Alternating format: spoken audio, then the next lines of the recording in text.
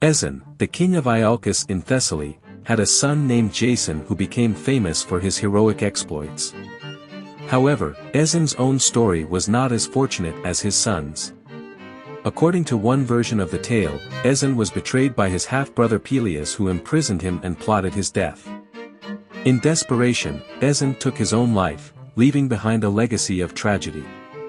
Another version of the story casts Aeson in an even more incredible light. According to this account, Aeson was killed by his son's wife, Medea, who sought revenge for her mistreatment at the hands of Jason. After the murder, Medea decided to exercise her powers as a sorceress and brought Aeson back to life, rejuvenating him as a young man. The story of Aeson is a tragic one, as he never achieved the same level of glory as his son, but his fate is forever tied to the heroic legend of Jason. The tale of Medea's supernatural intervention highlights the extraordinary powers of the gods and demigods of ancient Greece, and adds another layer of intrigue to the already mesmerizing myth of the Argonauts. Once upon a time, there was a power-hungry king named Peleus who wanted to have control over all of Thessaly. In his quest for power, he banished two of his own brothers, Neleus and Pheres, and imprisoned his own brother, Aeson, in the dungeons of Iolcus.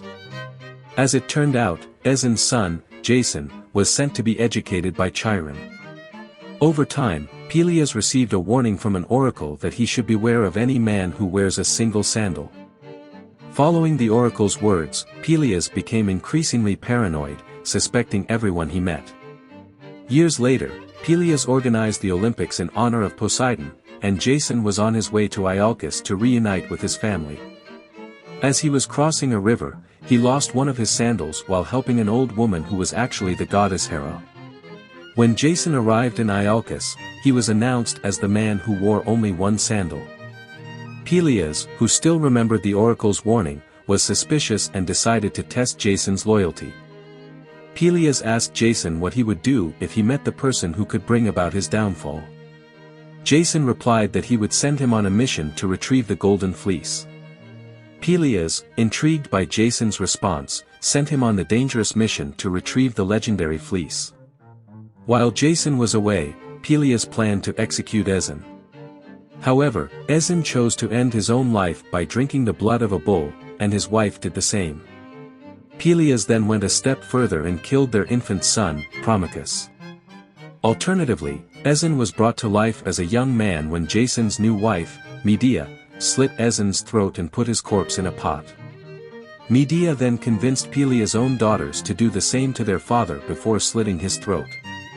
However, Medea ultimately refused to bring Peleus back to life, and he remained dead. In the end, Jason succeeded in retrieving the Golden Fleece and returned to Iolcus to reclaim his rightful place as the king. Peleus had met his downfall, as foretold by the oracle, and Jason was heralded as a hero. Do you want to explore more Greek mythology stories? Who do you want to see featured next? Subscribe and leave a comment below to let me know. I'll see you in the next video.